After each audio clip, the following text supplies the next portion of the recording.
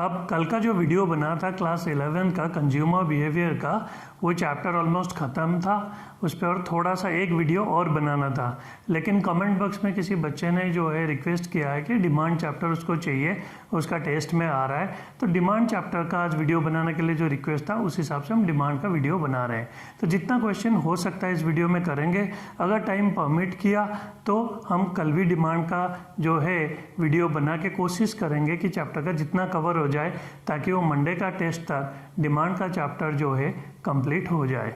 तो अभी हम करेंगे demand chapter micro economics class 11th का।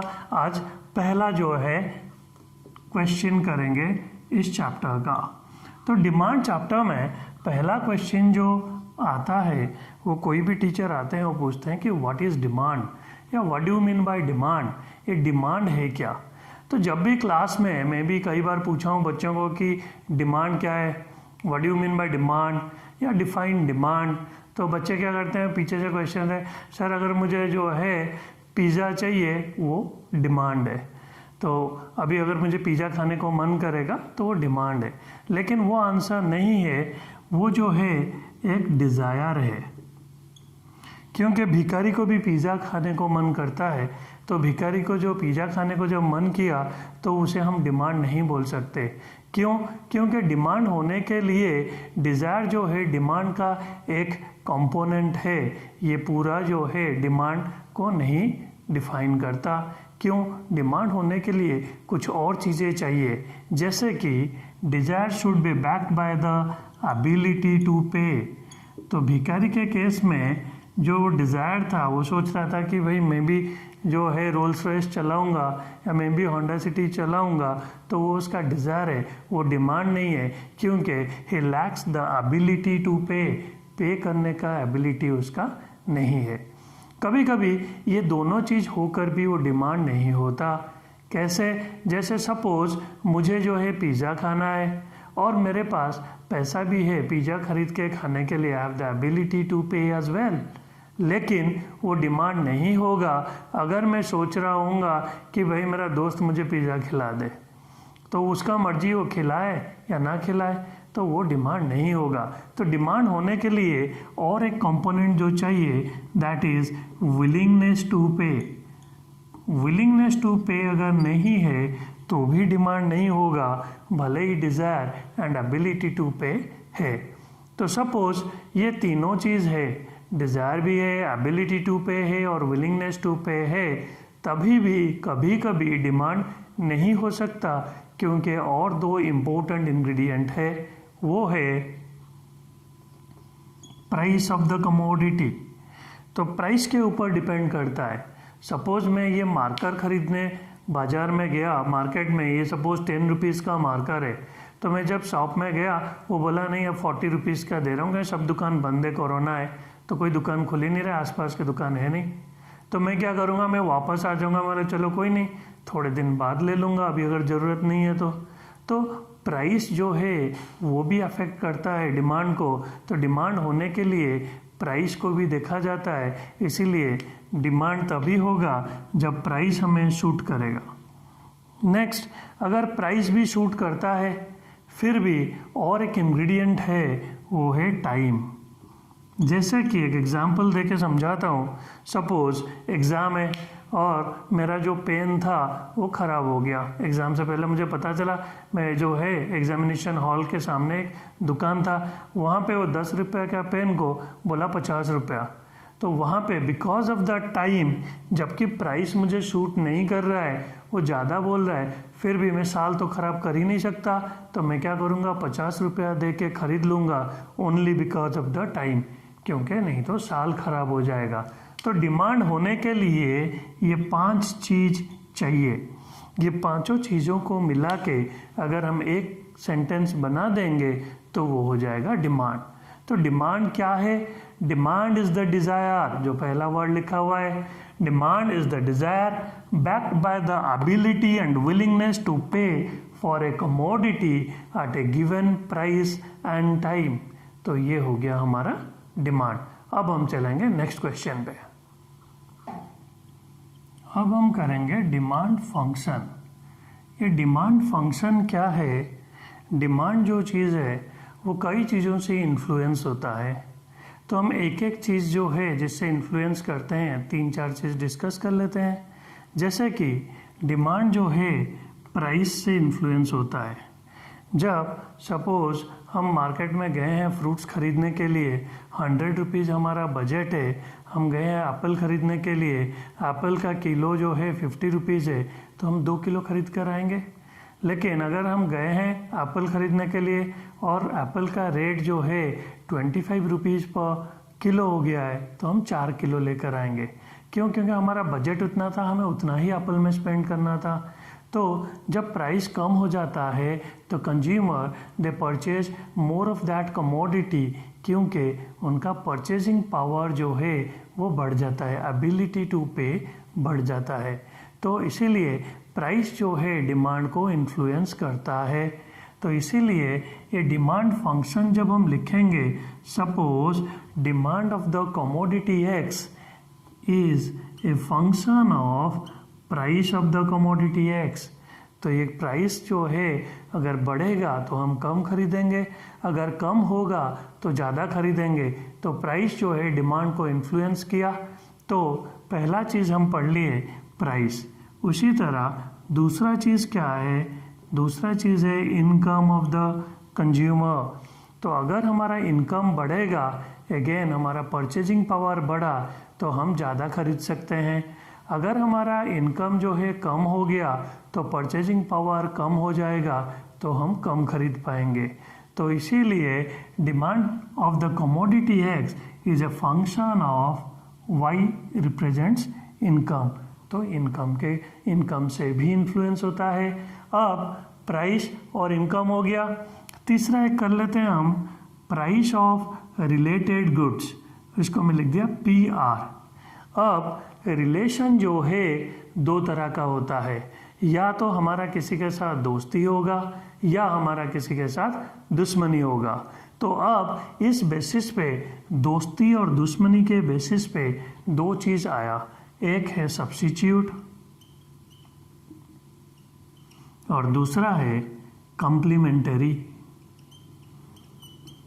अगर हम खराब कपड़े भी पहनकर जाएंगे, जो हमारा दोस्त है हमें कॉम्प्लीमेंट देंगे, बोलेंगे भाई तू तो चमक रहा है।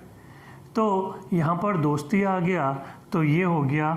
ऐसे गुड्स को कॉम्प्लीमेंटरी गुड्स बोलते हैं, जो एक दूसरे का हाथ पकड़ के चलते हैं, एक दूसरे को छोड़ के नहीं जी सकते, नहीं चल सकते। एग्जाम्पल ये हो गया आपका पेट्रोल और पेट्रोल कार, या इंक, पेन। तो ये ऐसे दोस्ती है जो एक दूसरे को कॉम्प्लीमेंट करेंगे, एक दूसरे को छोड़ के नहीं जाएंगे। तो जब भी पेट्रोल या इंक अगर महंगा हुआ तो फिर पेन का डिमांड कम हो जाएगा, क्योंकि इंक का महंगाई को देख के लोग पेन नहीं खरीदेंगे। पेट्रोल महंगा हुआ तो पेट्रोल कार का डिमांड कम हो जाएगा। तो ये जो प्राइस ऑफ रिलेटेड गुड्स, यहाँ पे रिलेशन है इन दोनों गुड्स में, तो ये भी इन्फ्लुएंस करता है डिमांड को। ये तो हो गया दोस्ती का। अब करते हैं दुश्मनी का, सब्स्टिट्यूट।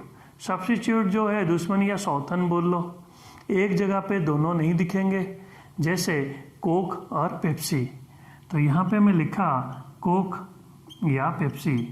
तो अगर मुझे पीना होगा, या तो मैं कोक मंगाऊंगा या मैं पेप्सी मंगाऊंगा, दोनों नहीं मंगाऊंगा। तो जैसे ही पेप्सी का प्राइस बढ़ गया, अगर पेप्सी का प्राइस बढ़ता है तो कोक का डिमांड बढ़ जाएगा। तो ये रिलेशन जो है, पेप्सी का प्राइस कोक का डिमांड को इन्फ्लुएंस किया, अफेक्ट किया। तो demand for the commodity X is a function of price of related goods. चाहे कैसा भी रिलेशन हो, कॉम्प्लीमेंटरी हो या सब्स्टिट्यूट हो, वो अफेक्ट करते हैं। तो तीसरा फैक्टर जो है वो आ गया प्राइस ऑफ रिलेटेड गुड्स। और एक फैक्टर कर लेते हैं, चौथा है टेस्ट एंड प्रेफरेंसेस। तो टेस्ट एंड प्रेफरेंसेस मतलब कोई चीज़ अगर हमें अच्छा लगा, will buy more of that commodity, will consume more of that commodity. So we can say that if the test is favourable then the demand for the commodity will increase and vice versa. अगर test खराब है, अगर unfavourable है, adverse है, then the demand will fall considerably. तो test भी जो है डिमांड को अफेक्ट किया। So the demand for this commodity X is also influenced by the test and preferences. तो ये जब मैं लिख दिया, ये जो इक्वेशन है इसे बोलते हैं डिमांड फंक्शन। तो अब एक लाइन में डिमांड फंक्शन बता देता हूँ। तो डिमांड फंक्शन क्या है? Demand function states the relationship between किसका? ये demand of the commodity x. So demand function states the relationship between quantity demand and it's determinants. ये सब जो है इसका डिटर्मिनेंट्स है या इन्हें बोलते हैं फैक्टर्स। तो demand function is the relationship between demand and the factors affecting demand. तो ये खत्म हुआ। अब हम जाएंगे नेक्स्ट क्वेश्चन पे। तो अब तीसरा क्वेश्चन, डिमांड शेड्यूल क्या है? 1 माह का डिमांड क्या है हो गया, एक लाइन पढ़ लिए, तोड़ तोड़ के समझा के बता दिया। दूसरा हम करें डिमांड फंक्शन, कंसेप्ट समझाया, आंसर लेकिन एक लाइन में क्योंकि 1 माह का है। अब डिमांड शेड्यूल क्या है? जैसे कि सपोज मैं लिखा प्राइस और यहाँ पे लिखा क्वांटिटी। मतलब जैसे 5 रुपया जब प्राइस था, सपोज ये है ऑरेंज, हम 5 रुपये में खरीद रहे थे 2। जैसे प्राइस कम हो गया 3 हम खरीदे 5, जैसे कम हो गया 2 हम खरीदे 10। तो ये जो है जैसे प्राइस कम होता है हमारा जो है उतने पैसे में ज़्यादा सामान आ जाता है तो हम ज़्यादा खरीद लेते हैं। तो ऐसे कंज्यूमर बिहेव करता है। So when the price of a commodity falls the consumer purchase more of that commodity, other things being constant. क्योंकि हम पढ़े थे बहुत चीज़ें हैं जो वो भी इन्फ्लुएंस करते हैं डिमांड को, जैसे कि इनकम। क्या पता इनकम बढ़ गया हो तब भी ज़्यादा खरीद सकते हैं, प्राइस का कोई मतलब ही नहीं। या टेस्ट, अगर टेस्ट खराब लगा, प्राइस सस्ता भी होगा तब भी नहीं खरीदेंगे। तो अगर वो सब चीज़ जो है हम कांस्टेंट मानेंगे तो हम प्राइस और क्वांटिटी का रिलेशनशिप डिराइव कर सकते हैं, जो कि इन्वर्स होता है कि प्राइस कम होगा तो क्वांटिटी डिमांड ज़्यादा होगा। तो ये जो है स्टेटमेंट जो बताता है कि कितना प्राइस में कितना क्वांटिटी हम खरीदते हैं। किसी को अगर पूछेंगे कि ये क्या बनाए सर, वो बोलेगा टेबल बनाए। तो इकोनॉमिक्स में ये जो टेबल है इसको डिमांड शेड्यूल बोलते हैं। तो एक लाइन में फिर लिखना है हमें, कैसे लिखेंगे? It is a tabular statement. ये एक स्टेटमेंट है जो एक टेबल के फॉर्म में है। It is a tabular statement which shows different quantities demanded at different prices. बस इतना ही करना है कि ये एक ऐसा टेबल है जो बताता है डिफरेंट क्वांटिटी जो कंज्यूमर डिमांड करता है डिफरेंट प्राइसेस में। So this is all about demand schedule. अब हम बनाएंगे नेक्स्ट क्वेश्चन 1 माह का डिमांड कर्व।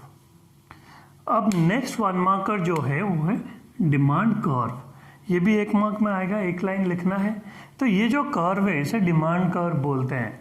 क्यों? क्योंकि ये जो हम पढ़े थे इस टेबल में, देखो ये प्राइस में हम इतना क्वांटिटी खरीद रहे थे, जैसे प्राइस कम हुआ तो क्वांटिटी डिमांड बढ़ गया, तो प्राइस कम होने से डिमांड बढ़ जाता है। तो डिमांड कर्व हुआ क्या? जब ये डिमांड शेड्यूल को हम ग्राफ में प्रेजेंट करेंगे, will get a curve, that curve is known as demand curve. तो डिमांड कर्व को एक लाइन में क्या लिखेंगे?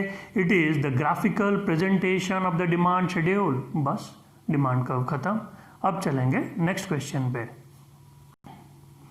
अब जो क्वेश्चन कर रहे हैं 1 मार्क का डिराइव डिमांड, ये जो है ज़्यादातर आईसीएसई बोर्ड में पूछते हैं, सीबीएसई बोर्ड में तो बहुत रेयर ही पूछते थे। ये आईसीएसई बोर्ड में डिराइव डिमांड उनका फेवरेट क्वेश्चन होता था।